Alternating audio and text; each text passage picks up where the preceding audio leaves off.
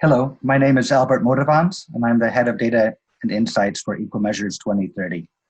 I'm going to take the next 10 minutes or so to talk about our work in using data to inform progress or to capture progress towards gender equality across the SDGs. First of all, let me say a few words about EcoMeasures 2030. We are a partnership of civil society and private sector organizations that came together around the vision of achieving gender equality as outlined in the Sustainable Development Goals, or SDGs. And you can see we have quite a diverse set of organizations that support our work. We also work at the national level, so we work directly with grassroots women's organizations in 7 countries. And we've been now working with most of our partners for almost 3 years. So there's a lot to talk about in terms of the work that's been happening there. But in general, what we try to do is to connect data and evidence with advocacy and action on gender equality. So thinking about the SDGs from a global perspective, but also especially in terms of how they can inform action at the local level. We do this in a lot of different ways. We compile, analyze, and package data. We build data literacy amongst advocates. We provide direct technical and financial support to advocacy organizations at the national and regional levels. But I'm going to focus on a single aspect today, and that's around our flagship product, the SDG Gender Index. So it's, I think, really especially vital now to think about capturing the bigger picture. And I think what we see from current events that I think, again, show why there's such persistence in terms of gender inequalities and other types of inequalities amongst population groups. It's not only a single issue or a single sector where change is needed. It's very much structural, and it's really across many issues where these inequalities need to be addressed.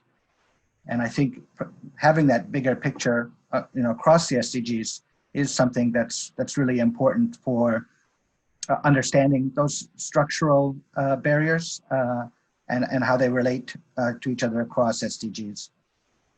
So the SDG Gender Index monitors the SDGs, and of course there's other indexes and other tools for monitoring the indicators laid out in the SDG framework, but none like this one. So in particular, this looks at all of the issues through a gender lens. So the indicators that inform all of these goals are through the perspective of girls and women. So the index tracks 51 gender equality indicators, and they're from a range of sources. Some of them are from the official SDG framework, where outcome measures can be captured. But there's also a range of different sources of indicators that may not appear in the official SDG framework, but provide insights around enabling environment, legal frameworks, women's perceptions on a range of issues. So I think it's a nice mix of different types of indicators that are also sensitive to change and can capture change over time. The framework is normative, so that means we're using the SDG framework as a framework for accountability.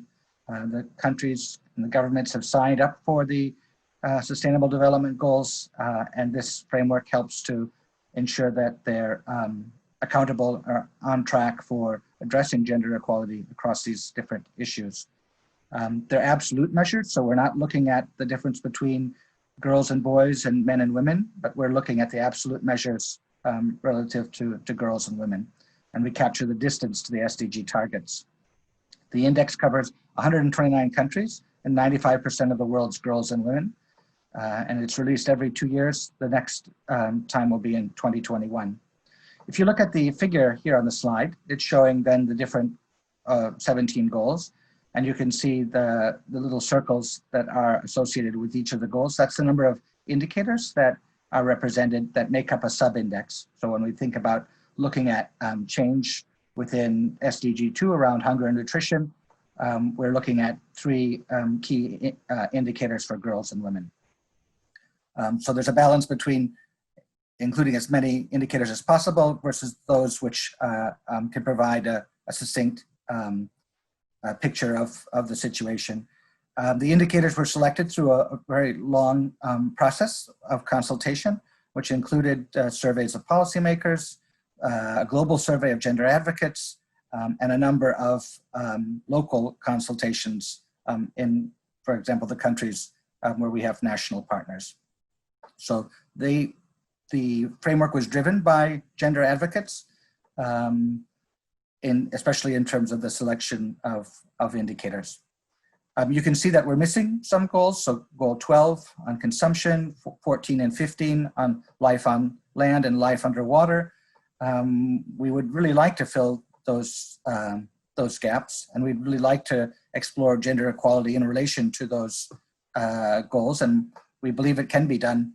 But in the time frame that we had, we weren't able to generate a sufficient number of indicators that are available at the global level to do that. But we certainly are looking now at ways we can do that, and we certainly hope that this process and this initiative from the Gender Summit can help lead to informing some improvements in the design of the index. So just to give an example, let's just take apart one of the goals. Here we have SDG 8, which is around work and economic growth. Covers a wide range of issues, but we're particularly, again, interested in those which affect women. And you can see here we have 5 indicators around wage equality, around vulnerability of women's work, workers' rights for collective bargaining, legal workplace equality, and women's bank account ownership. And you can find more information on our website about the rationale for the indicator and the data sources and metadata that are associated then with those indicators. So those are the indicators that we use to capture gender equality in work and economic growth. But there were many others that we considered. And we recognize that we can't be limited by the lack of data as well.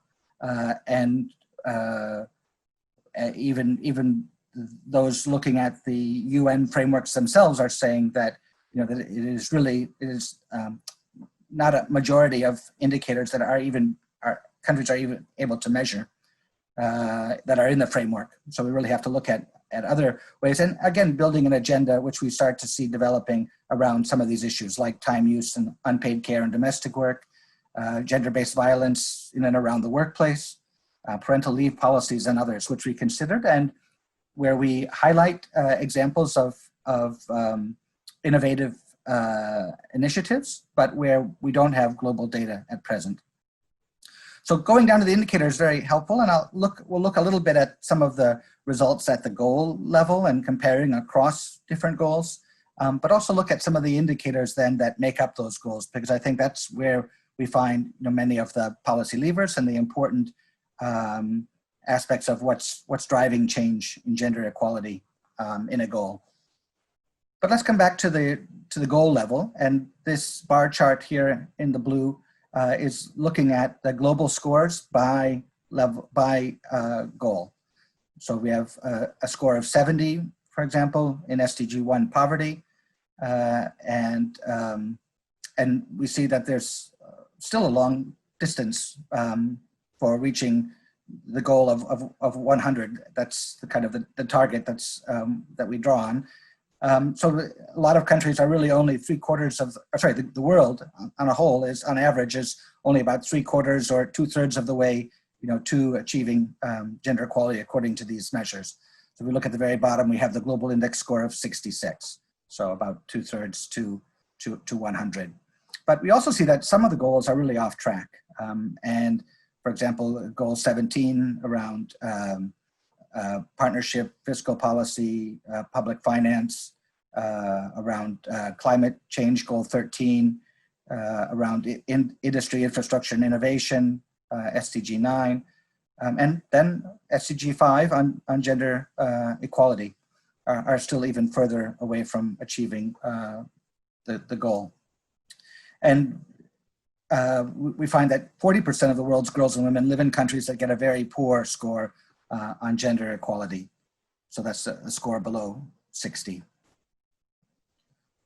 So when we look at the country level, we can really understand better how a country's performance relates across the different goals. And you can see from this new chart here with the stoplight approach. So green is a positive score, yellow is a middle score, and red is a poor score. We can see how countries do in gender equality across the goals. And I think what's important to note is that, even top scoring countries, so we're looking at Asia and the Pacific here, and even top scoring countries like Australia, New Zealand, and Japan still have certain goals where they aren't performing so well in terms of gender equality. For Australia, that's around climate and partnerships, goals 13 and 17. For New Zealand, it's around poverty, inequality, and again, partnerships, goal 17. And Japan is even lagging behind in terms of gender equality goal, SDG 5. So we can see that there's room for all countries to improve. And so even countries that are, even high income countries still have improvements that they can make. So we wanted really this index to be universal and relevant for the North and the South. But we also see that in some ways, countries are better at achieving or getting better scores in, for example, the provision of public services, be they health or education or water, and doing less well in terms of the SDGs from SDG 8 onwards. So about clean energy, around urban environments, around inequality, around climate change, around justice systems for women and girls, and especially again around governance and partnerships. So there's a lot that I think can be learned from looking at these relationships across the goals.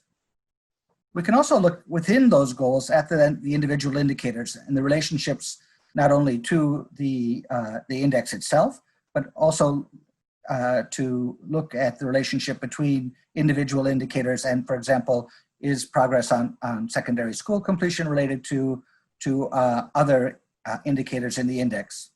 For example, the adolescent birth rate. Do we see lower rates of secondary completion in countries where there's high adolescent birth rates? And in general, we do, but we also do find regions and countries where both high rates of adolescent birth and high rates of secondary completion coexist. And so it's interesting to interrogate and then to look more deeply into what's different in the context for those countries where we see a different kind of pattern. But on our website, you can look at some of the individual indicators and map them out, look at the correlations with the overall index, and then look at how diverse regions can really be relative to some of these scores. So if you look to the right hand of the slide, you'll see the distance between countries. So for example, in Asia and the Pacific, from the score for Nepal and the score for Kazakhstan is really runs almost the entire continuum or spectrum for the score for the indicator. So we can get a better sense of both the distribution across regions and within regions. I think what's interesting about looking at some of the indicator level results also is that we see some interesting stories that come about when looking at country level scores on indicators. So here are several scores. I think both are from SDG 5, where we have the proportion of ministerial roles held by women. And we have a global average of 21% of ministerial roles, the OECD average of 28%, and then at least 5 African countries with higher proportions of women in leadership roles. So much closer to gender parity than we find, for example, in OECD countries. And then in terms of women's use of digital payment services, so this is, for example, like M-Pesa in Kenya. This is the ability to to access basic financial services via cell phone or other device. And we see here also that some countries have been able to leap forward relative to providing this service. We have Kenya, Namibia, South Africa, with high, and Mauritius with high levels of use of digital payment services, which then research can look at and explore the relationship between those use of digital payment services and the quality or gender equality that's found in those societies, whether there is a relationship or not, or how much of a relationship there is. So finally, I'll close here with a few lessons and observations, in looking at the big picture, but then also diving deeper into some of the individual indicators. I think we see an evolving gender policy context, and I think we really wanted to frame our approach really reflecting that gender policy context, which is why we undertook to survey policymakers in countries, why we talked to gender champions from around the world to kind of capture that. And we do see some important emerging issues. Certainly, one of the main issues for advocates was around gender-based violence, and I think it's resonated in a way which was very marked, which was very strong as a kind of top priority issue for many gender advocates. But there's also those that are reflecting other SDGs like WASH, water and sanitation, energy, gender and the environment, and some of these links across the SDGs. And also then new measurement approaches are gaining traction. So we see progress in advancing agendas around the measurement of unpaid care, of informal employment, time use, gender-based violence. And we also see that under the radar efforts are becoming more visible. So I think there's some really good practices that are being led by some of the constituencies around the less visible goals that I think are really remarkable, and I think really provide an example for other constituencies and other goals in terms of how to better capture different aspects of gender inequalities. And then despite all of these new efforts, there's still the data gaps remain a critically under-resourced area. And again, our index is trying to capture the best available data, but there are a number of issues where we're compelled to use proxies, where we can't directly measure the outcomes. And so I think there's a lot of challenges that still remain there, and even more so with the greater attention to subnational and intersectional data and research needs that we see continuing to build in importance.